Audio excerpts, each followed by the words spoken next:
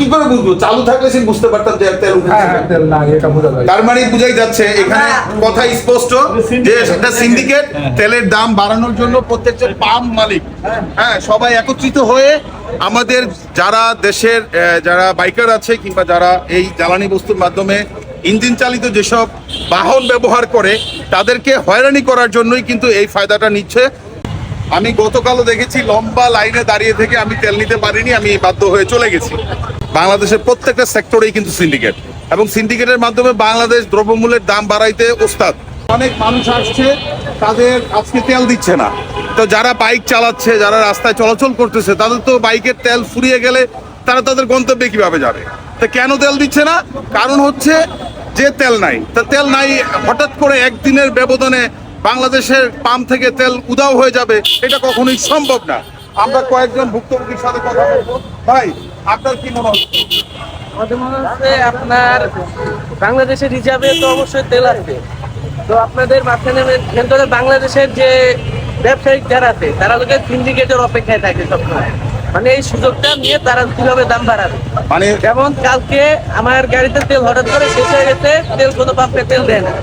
তারপরে খোলা তেল, খোলা বাজারে গেলাম, খোলা তেল 180 টাকা, মানে 120 টাকার তেল 180 টাকা দিয়ে আমার বাধ্যতামূলক করে নেওয়া লাগবে। তো এবং আজকে তেল শেষ, সারা পরে একটা পাম্পে গেছি, ওই তেল ছিল না, এখানে আসছে, এখানে মানে এটা হচ্ছে যে আমার মনে হয় জ্বালানি তেলের দাম বাড়ানোর একটা পায়তারা। হ্যাঁ, এটা বাংলাদেশের কারণ এটাই। আচ্ছা দেখেন, আমাদের মজুদ যে রিজার্ভের যে তেল, সেখান থেকে আমরা তেল সংগ্রহ করতে পারতেছি না। এখানে অনেক বাইকাররা চলে আসছে, দাঁড়িয়ে আছে। আসলে নীরবতা ছাড়া তাদের করার কিছু নাই। আমরা যাবো একটু পাম্প কর্তৃপক্ষের সাথে কথা বলবো।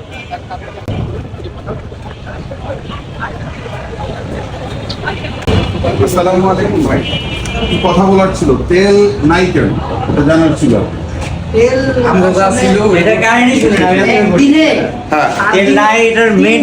কারণ হচ্ছে একদিনে অনেকে তেল একদিনে নিয়ে গেছে। এখন কি আপনাদের রিজার্ভে কোনো তেল দেওয়ার মতো নাই? না না, আমরা একটু আগে একটা বিষয় হলো 100 করে দিয়ে সবাইকে সার্ভিস দিয়ে শেষ করে দিই। না না, একটা বিষয় হলো সবগুলো একসাথে কিভাবে রিজার্ভ শেষ হয়ে গেল আমি এটা বুঝছি না। হ্যাঁ, আপনাদের তো দেওয়ার একটা ক্যাপাসিটি আছে, ক্যাপাসিটির বাইরে তো আপনি গিয়ে দেন না। ট্যাঙ্কির ক্যাপাসিটি তো 500। হ্যাঁ, আপনি তেল নিতেছে তো 700। না না, বিষয়টা আপনি বুঝছেন না, সব একসাথে কিভাবে হলো? যত মানে ঢাকা শহরে পাম্প আছে, বাংলাদেশের সকল পাম্পেরই তেল সব শেষ। একসাথে কিভাবে শেষ হয় আমি এটা বুঝছি না। আপনার ট্যাঙ্কিতে আজ থেকে 30-40 বছর। না, এমন হয় না যে আপনার আধা ঘন্টা পরে হচ্ছে, একটা 1 ঘন্টা পরে হচ্ছে, এরকম তো হইতে পারে, তা হইছে। কিন্তু আপনাদের সবগুলো একসাথে হলো। তা তো হইছে।